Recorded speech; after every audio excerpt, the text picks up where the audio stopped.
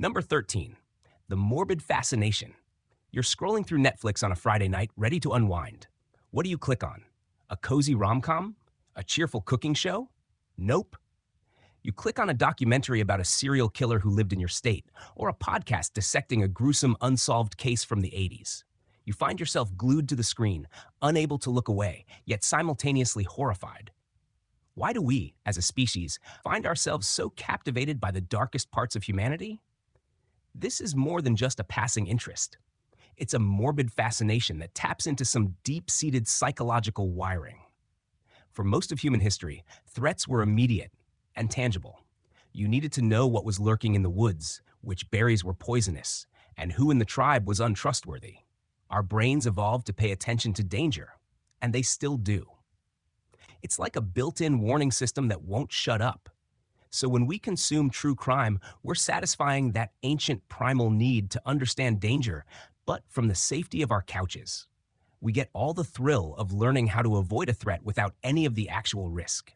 It's basically our brain's equivalent of a defensive driving course, but for avoiding things like, being murdered. Number 12, the puzzle instinct. Let's face it, your brain is a lazy puzzle solver. It loves a good mystery, but it hates working too hard. So, when you watch a true crime documentary, you're not just passively consuming a story. You're trying to put the pieces together. You're scanning the scenes for clues, mentally assembling timelines, and trying to outsmart the villain or the detectives. This is your brain's natural puzzle instinct in action. It's the same drive that makes you finish a Sudoku puzzle or solve a Rubik's Cube, but with way higher stakes and way more blood. It gives us a sense of control. In a chaotic world where bad things happen for no reason, true crime offers a neat, tidy narrative. There's a beginning, a middle, and a satisfying, or at least an understandable end. We crave the resolution, the moment when the pieces click into place and the chaos is contained. And for a brief moment, it feels like we too have a handle on the unpredictable and terrifying world. It's a low-risk way to feel like a genius detective, and who doesn't want to feel like that? Number 11, the safety fantasy. Ever notice that true crime narratives often follow a very specific pattern? They start with a sense of normal life, a quiet neighborhood, a happy family, a seemingly innocent person. Then the horror strikes.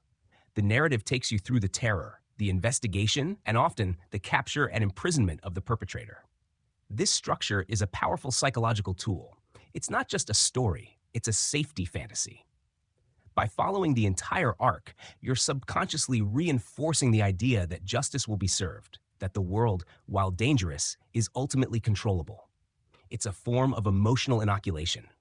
You get to feel fear and terror in a controlled environment, and then the resolution, the good guys win, reassures you. It's a way for your brain to say, see, it's scary out there, but as long as you know the signs, and as long as the police exist, you'll be fine. It's the ultimate psychological comfort blanket, woven with threads of dread and then neatly folded with a sense of security. Number 10, the hero complex. Let's be honest, part of the appeal is a little bit of a hero complex. As you're watching a cold case documentary, you're mentally shouting at the screen, "No, don't go into that basement." Or "Why didn't they check the phone records?" You feel like if you were there, you'd solve the case in 10 minutes. This taps into our innate desire to be competent, to be the one who sees what others miss. We get to play the armchair detective, armed with all the information the show provides, which, of course, gives us an unfair advantage over the real-life cops and detectives who were working in a time before DNA analysis and cell phone pings. It's a low-stakes way to feel smart, observant, and useful. The true crime genre lets us indulge in this fantasy of being the hero who would have saved the day, the one who would have noticed the crucial detail and prevented the tragedy. It's a powerful ego boost, and it's why so many of us can't resist a good whodunit. Number 9, the empathy amplifier. Think about the last time you watched a true crime story. It's impossible to not feel a pang of empathy for the victim and their family.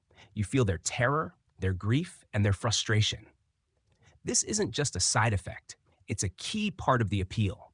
True crime stories are essentially morality plays. They force us to confront the darkest parts of human nature, and in doing so, they amplify our own sense of empathy and our desire for justice.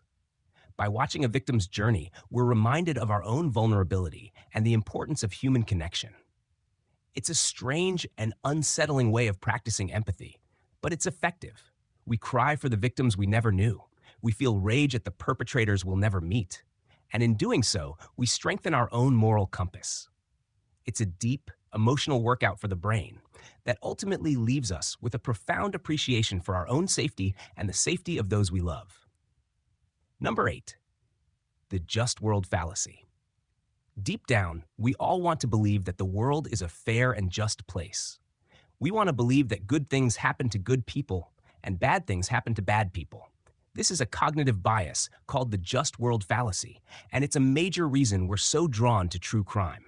A well-constructed true crime story, especially one where the criminal is caught and punished, reinforces this illusion. It reassures us that even when terrible things happen, there's a cosmic balance. The bad guy gets what's coming to him, and the victims, or their memory, find justice. Even in cases where a crime goes unsolved, we'll often latch onto theories or clues that make sense of the chaos, because an orderly, understandable world is far less terrifying than a random one.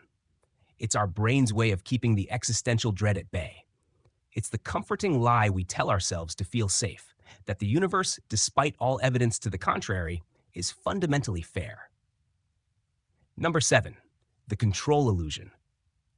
Imagine for a second that you're living in a world where everything is random. A world where you could be in the wrong place at the wrong time, and your life could just end. That's a terrifying thought, and your brain absolutely hates it. That's where true crime comes in. True crime offers us a powerful, albeit dark, illusion of control. By studying the details of a crime, we're subconsciously building a mental checklist of what to do, and more importantly, what not to do. Don't trust a stranger who offers you a ride. Always lock your windows. Don't walk alone at night. It's a way for us to feel prepared for a threat that we'll, hopefully, never have to face. By learning about the circumstances of a crime, we feel we can predict and avoid danger, even if that's a total fantasy. It's a psychological safety net, woven with gruesome details and a false sense of security. We convince ourselves that by knowing the rules of the game, we can avoid being a pawn, which is a comforting thought in a terrifying world. Number 6, the dark side of human nature. There's a part of us that's just plain curious about the darker side of human nature. We want to understand what could drive a person to do something so heinous, so utterly incomprehensible. Why? Because it's a way of defining our own morality. By observing the actions of a true villain, we're able to draw a clear line in the sand and say, I am not that. We use their monstrous acts as a mirror to reflect our own goodness. It's an ego trip. Really. When you listen to a podcast about a truly evil person, you can sit there and feel a sense of moral superiority. It's a simple black and white world where the monster is clearly defined, and by extension, we are clearly not. It provides a simple answer to a complex question. What separates the good from the evil? And for a moment, we can rest easy knowing we're on the right side of that line. Number 5, the adrenaline rush. Let's be real. Part of the reason you click on that video is the pure adrenaline rush. It's a low-stakes horror movie for your brain. The tension builds, the music swells, and you find yourself holding your breath, waiting for the climax. Your body doesn't know the difference between a real threat and a perceived one. So when you're watching a true crime documentary, your brain is pumping you full of cortisol and adrenaline, getting you ready for a fight or flight response. But then, nothing happens. You're safe in your home, and your brain is left with a heady mix of neurochemicals that feel exciting and, for lack of a better word, fun. It's a safe, controlled way to get a thrill, a little dose of danger without any actual risk. It's basically a natural high, a terrifying cocktail your brain mixes for you on a boring Tuesday night. Number 4, the search for meaning. When you hear a story about a senseless act of violence, a part of your brain desperately wants to find a reason for it. We're meaning-making machines, and chaos and randomness are deeply unsettling to us. True crime documentaries often offer a compelling, if not always accurate, psychological profile of the perpetrator. They try to explain why someone would do something so horrible. This gives us a sense of order. The narrative provides a coherent timeline, a motive, and a conclusion. It takes a terrifying, random event and packages it into a story that makes sense. By understanding the motive, we create a distance between ourselves and the event. It's a way of saying, okay, that happened because of this specific reason, and since I don't have that reason, it won't happen to me. It's a powerful psychological tool for making the world feel less chaotic, a narrative shield against the terrifying truth that sometimes bad things just happen.